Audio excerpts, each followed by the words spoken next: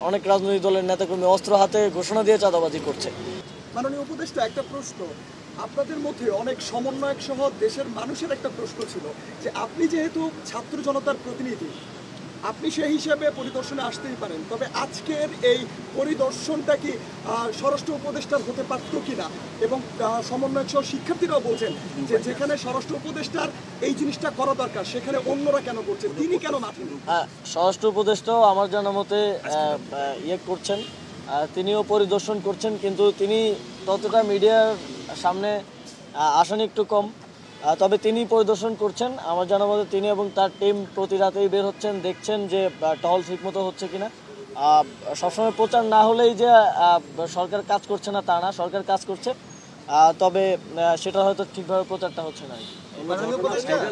আপনি কি মনে করেন যে এখন যে ধরনের অপরাধগুলো হচ্ছে, বিগত সময়ে তো এত অপরাধ হয়নি, তাহলে এই অপরাধের পিছনে কি আসলে অন্য কোনো উদ্দেশ্য আছে, নাকি এটা ন্যাচারাল কোনো ব্যাপার?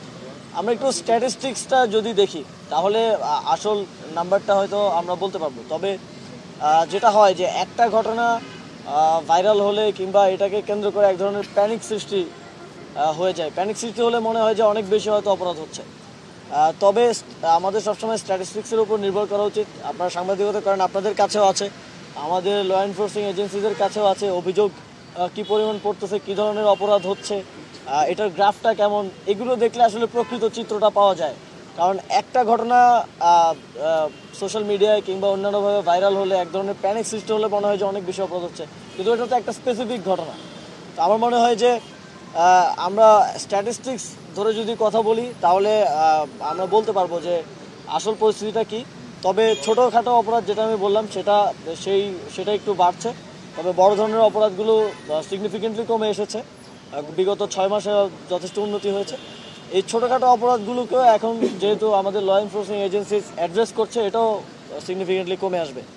মাননীয় উপদেষ্টা, আপনার 2 দিন আগে একটি সংস্থার মহাপরিচালক রাতে একটি চেকপোস্ট ভিজিটের সময় তিনি বলেছেন যে বাংলাদেশের চাঁদাবাজি কমে এসেছে বলেই চুরি, ছিনতাইয়ের মতো, ডাকাতির মতো ঘটনা ঘটছে।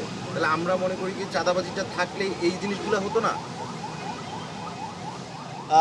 এটা তার ব্যক্তিগত বক্তব্য হতে পারে। তবে আমাদের কিছু বিষয়, যেমন জুলাই গণঅভ্যুত্থানের পরে আমরা দেখেছি যে প্রত্যেকটি সেক্টরে আমরা তো দেখেছি যে চাঁদাবাজি হচ্ছে। চাঁদাবাজি আবার নতুন করে দেখা গেছে শুধু আগের যারা কালেকশন করতো তাদের জায়গায় নতুন মানুষজন চলে এসেছে, এবং তাদের পেছনে রাজনৈতিক ইন্ধনও আছে। সরকারের কাছে এই তথ্যগুলো আসে যে কে কীভাবে কোথায় কী করছে। তবে আমাদের আহ্বান থাকবে রাজনৈতিক কিংবা সামাজিক যারাই আছে নেতৃবৃন্দ, চাঁদাবাজিকে কোনোভাবে যেন প্রশ্রয় না দেওয়া হয়।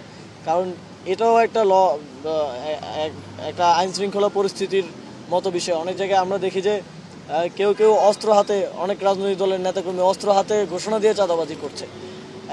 এগুলো আসলে অ্যানার্কি তৈরি করে এবং এটা বাকিদেরকেও ইন্সপায়ার করে এই ধরনের কাজ করার জন্য। তো আমরা যদি রাজনৈতিক জায়গা থেকে এই জিনিসগুলো ঘটে, সেক্ষেত্রে সরকারের জন্য আসলে আইনশৃঙ্খলা পরিস্থিতি কন্ট্রোল করা টাফ।